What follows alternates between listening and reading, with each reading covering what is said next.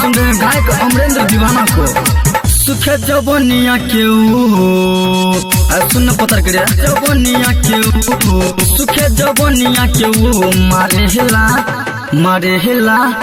मारे हेला अंडा किया के सुखे जवनिया के मारे हेला अंडा किया के भीतरी घुसा बतिया रे के बड़िया में केले घुसा के भीतरी घुसा बतिया रे के बड़िया में केले घुसा के सुखे जवनिया के मारे हेला अंडा किया के भीतरी घुसा बतिया रे के बड़िया में केले घुसा के। Recording by Rajeev film Supaul.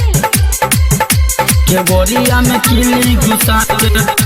मारे हेला अंडा किया रतिया में न सुते दे बेला हमरा होठे पचुमा ले बेला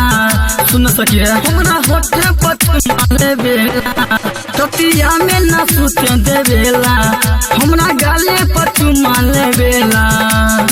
सोलह बरिस भइला रे साकी हमर जवानी के सोलह बरिस भइला रे साकी हमर जवानी के भीतरी घुसा बतिया रे के बोरिया में किली लगा के भीतरी घुसा बतिया रे के बोरिया में किली लगा के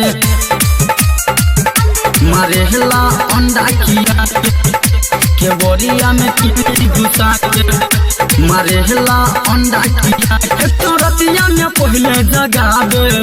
उत्तर फोने पर रोज बतियावे सुन सकिए पर रोज बतियावे तो रतिया में पहले जगावे उत्तर फोने पर रोज बतियावे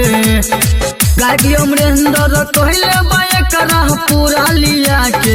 गायकी अमरेंद्र कहले बाय करा पूरा लिया के भीतरी घुसा बतिया रे के बोरिया में किली लगा के भीतरी घुसा बतिया रे के बोरिया में किली लगा के सुखे जवनिया के सुखे जवनिया के सुखे जवनिया के मारे हेला अंडा किया के सुखे जवनिया के मारे हेला अंडा किया के भीतरी घुसा बतिया रे के बोरिया में किली घुसा के भीतरी घुसा बतिया रे के बोरिया में किली घुसा के सुखे जवनिया के मारे हेला अंडा किया के भीतरी घुसा बतिया रे के बोरिया में किली घुसा के। Recording by